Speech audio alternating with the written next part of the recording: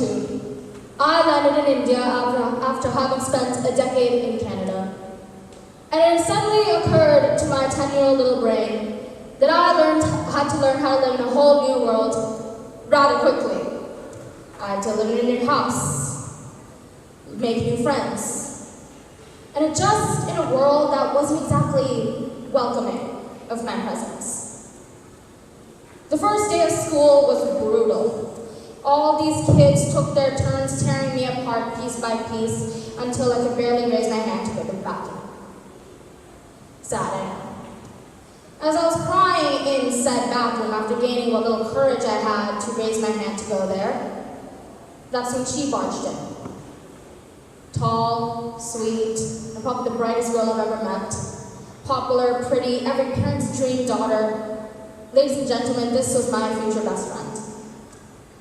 She pulled me off that bathroom floor, wiped away those tears, and told me, it's gonna be all right. I remember we had a test, it was Hindi, a language I still struggled really bad with today. Seriously, my Hindi is not good, do not ask. And I had a test, it was not good, it was gonna be rough. My genius friend, do you really want to know what her genius idea was to help me prepare for this test? I want y'all to guess, seriously. No one? She decided to make me learn this absolutely unfamiliar language was to not interact with me in any language other than Hindi. Seriously, I could have been on the floor dying, and she would not call an ambulance so I could muster the words in the target language. Then our world changed. Everything happens for a reason. Those are the words my mother told me when I found out my dearest friend had passed away. She's my age and in my grief, I truly believed it.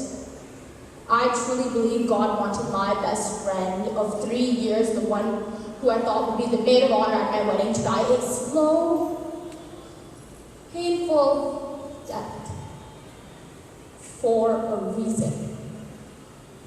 That's not why I'm here. I'm not here to convince, I'm not here to agree, I'm simply just here to ask, what was the reason for him leaving, for her dying, or for you failing?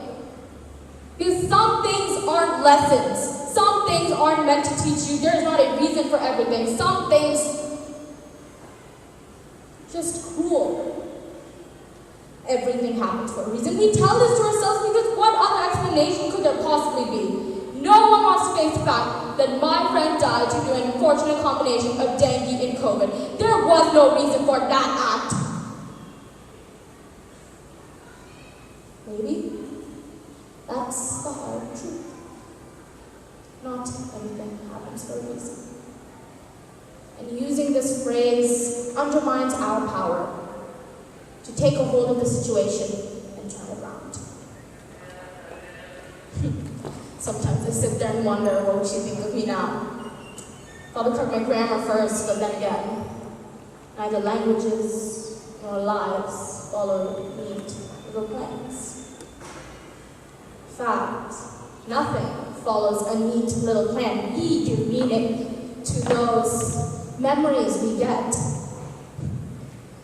Yet the need to veil our feelings in fake contentment is a way to create ideal situations when in reality we are fallible. We're humans, we're messy, we're raw, we're real.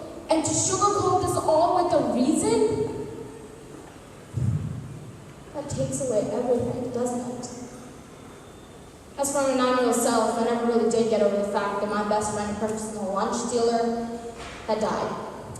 And I barely understood the concept of death by then, but then again, you'll have to learn.